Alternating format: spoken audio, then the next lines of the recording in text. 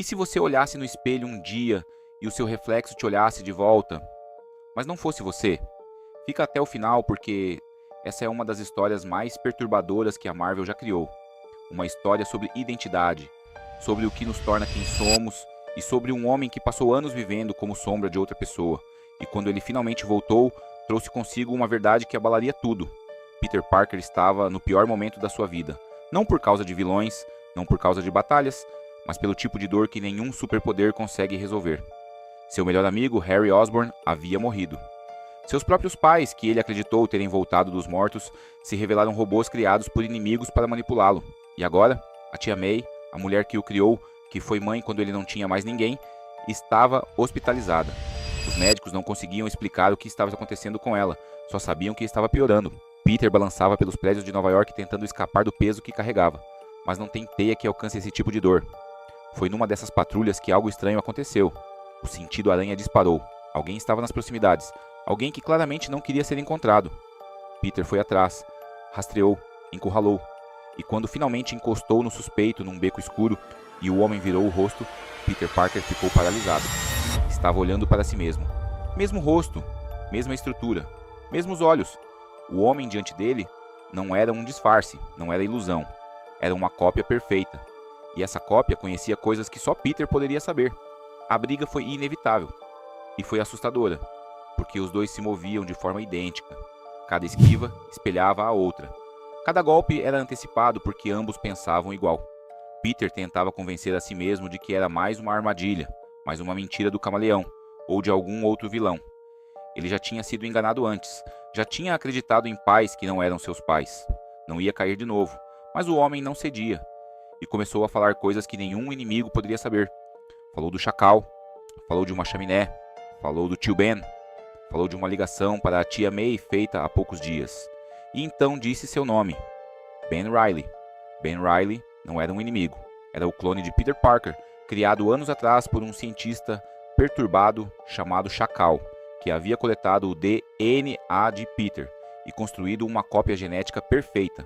No fim daquele experimento, o clone foi dado como morto e descartado, jogado numa chaminé industrial para ser incinerado. Só que ele sobreviveu e acordou sem identidade, sem família, sem ninguém, com memórias que não eram suas, de uma vida que tecnicamente nunca viveu. Passou anos vagando pelo país, de cidade em cidade, trabalhando em empregos simples, tentando construir algo que parecesse real. Escolheu o nome Ben Reilly, em homenagem ao tio Ben, e ao sobrenome de solteira da tia May. Era a única coisa que sentia como sua. Durante todo esse tempo, manteve contato secreto com a tia May. Ligava para ela fingindo ser um parente distante, só para ouvir a voz dela, só para saber que ela estava bem. Amava sem poder aparecer, cuidava sem poder ser reconhecido. E quando soube que ela estava morrendo, enfrentou tudo que o aterrorizava e voltou para Nova York. Não para tomar nada de Peter, não para reivindicar uma vida que não era sua, só para se despedir. Mas alguém sabia que Ben voltaria. Havia uma figura operando nas sombras, monitorando os dois através de câmeras escondidas por toda a cidade.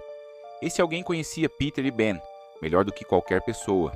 Conhecia seus reflexos, seus instintos, seus pontos cegos, e havia planejado o reencontro dos dois com precisão cirúrgica. Ataques biológicos foram lançados contra eles, criaturas, fungos, explosões, tudo calculado para forçar Peter e Ben a trabalharem juntos. E funcionou. Os dois Homens-Aranha, original e clone, lutaram lado a lado pelas ruas em chamas de Nova York, protegendo inocentes que nunca saberiam que havia dois deles.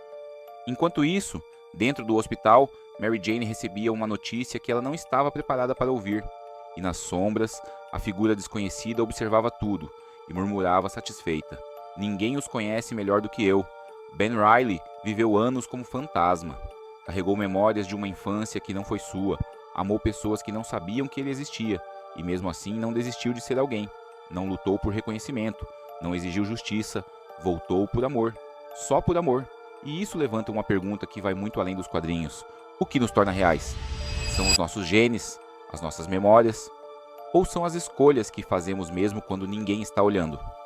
Porque o que Ben Reilly descobriu em seguida mudou tudo que Peter acreditava sobre si mesmo. A pergunta não era mais quem era o clone. A pergunta era quem era o original. E a resposta vai te deixar sem chão.